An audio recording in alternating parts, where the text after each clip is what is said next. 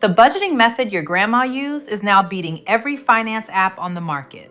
No Mint, no YNAB, no spreadsheets, just envelopes. And the people using her method right now, they're getting out of debt faster than those relying on the latest tech. If you're tired of watching your money disappear with nothing to show for it, you're in the right place. Subscribe and hit that bell. We break down real money strategies every week. Here's what nobody tells you about digital money. When you tap your card at checkout, nothing hurts. No pause, no real feeling of loss. 1 second your money's there, the next it's gone, but it doesn't feel gone because you never touched it. That's by design. Card companies, banks, subscription services, they all want spending to feel painless because painless spending means more spending. Studies show people spend up to 4 times more with cards versus cash. Think about that the next time you tap for a $12 coffee. And before you know it, overdraft fees, forgotten subscriptions bleeding you out, a credit card balance that keeps climbing even though you're making payments. Sound familiar? You're not bad with money. The system is built to make you spend more. Cash stuffing is how people are fighting back. Section 1. What is cash stuffing actually? Cash stuffing isn't new. It's been around 70 plus years.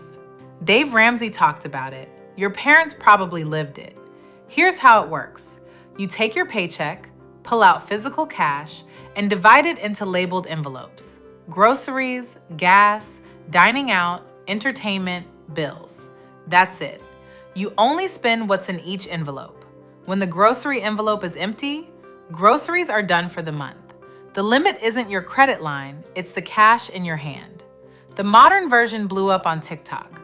Color-coded binders, aesthetic layouts, making budgeting feel like a hobby. The hashtag cash stuffing has over 2 billion views, mostly millennials and Gen Z, people who grew up digital and are now choosing cash on purpose. Why? Because it works. Section 2. The psychology nobody talks about. Spending cash hurts, literally. Neuroscience research shows physical money activates the same brain area as physical pain, the pain of payment. Handing over a $20 bill registers as a real loss. Tapping a card doesn't. That emotional response slows you down, and slowing down kills impulse spending. When digital payments arrived, that pain disappeared. Spending went up. Cash stuffing reintroduces that pain in the best way. You're at the store watching the total climb past what's in your envelope. Suddenly, you're making decisions. You put something back. You ask yourself, do I actually need this? That moment of friction, that's where the savings happen. If this is giving you clarity, tap like. It helps more people find practical finance content when they need it. Section 3. How to actually start. Most people overcomplicate it. They make 15 categories on day 1 and quit by week 2. Don't do that. Start simple. 6 to 8 envelopes cover the majority of where your money actually goes. Here's a realistic starting setup. Groceries. Average American household spends around $520 a month. Family of 4, $920. Dining out or takeout. This one usually surprises people. Gas or transportation. Entertainment or fun money. Personal care. Haircuts, toiletries, etc. Miscellaneous or buffer, because life happens. For everything else, rent, utilities, subscriptions, online bills, those can stay digital. Cash stuffing works best on your variable, discretionary spending, the stuff that creeps up on you. Step 1. Look at your last 2 months of bank and card statements. Average out what you're actually spending in each category. Step 2. Go to the bank or ATM on payday. Pull out that cash. Stuff your envelopes. Step 3. Carry your envelopes when you go out. When they're empty, that category is closed. That's the whole system. People who do this report cutting discretionary spending by 15% in the very first month. Not because they tried harder, because the structure made it automatic. Section 4. The mistakes people make. People mess this up in a few predictable ways. Mistake number 1. Leaving the envelopes at home. If the envelope isn't with you, you'll swipe your card and tell yourself you'll balance it out later. You won't. Take the envelope. Mistake number 2. Raiding other envelopes. Borrowing from your entertainment envelope to cover groceries once becomes a habit fast. If you run out, that's information. Your budget for that category is too low, or you're genuinely overspending. Either way, fix the number. Don't raid the other envelopes. Mistake number 3.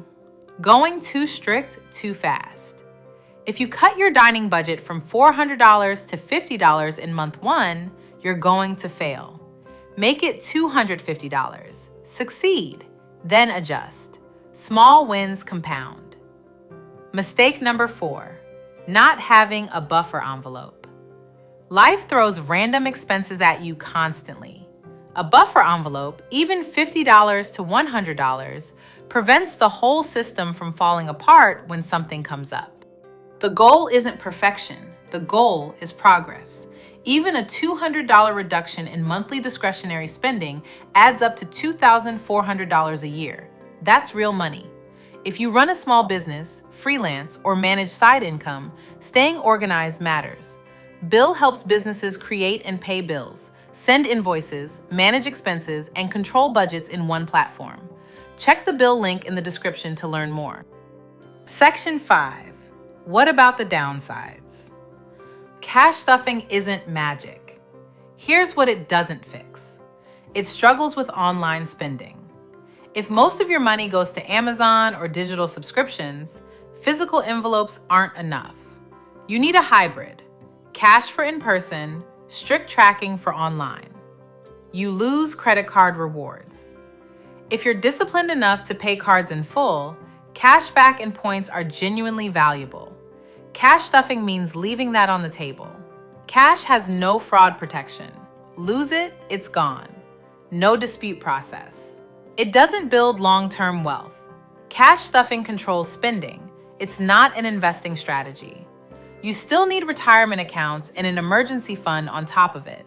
Honest take? It's not the only financial tool you need. But for people drowning in impulse spending and credit card debt, it's one of the most effective immediate fixes available. Here's the bottom line. America is carrying over $1 trillion in credit card debt. Interest rates are still punishing, and digital payments make spending feel invisible until it isn't. Cash stuffing works because it makes the invisible visible. It turns a swipe into a physical, tangible decision. It replaces a credit limit with a real limit, the cash in your hand. It's not glamorous. It doesn't come with a subscription fee or a premium tier. It's just envelopes. And that simplicity is exactly why people keep coming back to it. Start with 6 categories. Pull cash on payday. Watch what happens after 30 days. You might be surprised. Tapping a card removes the pain of payment. Cash stuffing brings it back. Users cut discretionary spending by 15% on average in the first month. Works best for variable spending. Groceries, dining, entertainment. Start small, stay consistent, adjust as you learn. I'm curious to hear from you. Have you ever checked your statement and couldn't explain where it went? Are you going to try cash stuffing this month? Drop your answer in the comments. I read every single one. And subscribe for more educational personal finance content. Thanks for watching.